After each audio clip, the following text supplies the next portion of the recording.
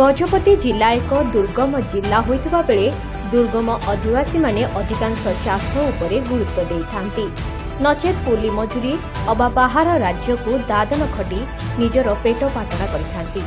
किंतु विलुप्त पाउथबा तिब्बतीय कार्पेट गुणी स्वावलंबी होइछंती मोहना ब्लॉक बाघमारी पंचायत सिंकुली पदर ग्रामर अनेक युवती एवं महिला। चंद्रगिरी स्थित सौरा उन्नयन संस्था पक्षरु ओपीईएलआईपी माध्यम एही महिला मानंकु प्रथमे तालीम देइथिले किछि तिब्बतीय महिला। वर्तमान एही महिला माने निजे काम करी अन्य महिला मानंकु तालीम देबा सह एही कार्पेट को बिक्री करी बेस अर्थ उपार्जन करुछंती। प्रथमे तिब्बतीय माने जेतेबेले आम ओडिसा रे आसी बसवास कले सेही समय रे एही कार्पेट बुनिबा एवं स्वेटर बुनिबा कार्य सेमानकर मुख्य पेशा एवं जीविका थिला।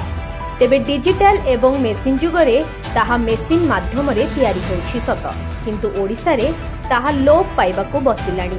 एही मखमल कार्पेट रो चाहिदा अनेक थिबारु एहार बाजार मूल्य मध्य खूब अधिक। एहा उल माध्यम रे तयारी हुए। प्रथमे एक छवि को ग्राफ माध्यम रे चित्र आंकी परे सेही प्रतिछवि को उल माध्यम रे तयारी करिथांती। वर्तमान उक्त कार्पेट रो चाहिदा अधिक रहिछि, किंतु उत्पादन कम रहिछि। एहा एक लाभदायक व्यवसाय होइतिबा बेले एहाकू तयारी करिथिबा महिला माननकू मजूरी कम मिलुथिबा अभियोग करिसेंती कार्पेट तयारी करुथिबा महिला माने। आगामी दिन में जदि सेमानंक परिश्रम को उचित मूल्य मिले तेबे सेमाने अनेकांशरे उपकृत होई पारिबे बोली कहिसेंती। ब्यूरो रिपोर्ट प्रयास न्यूज।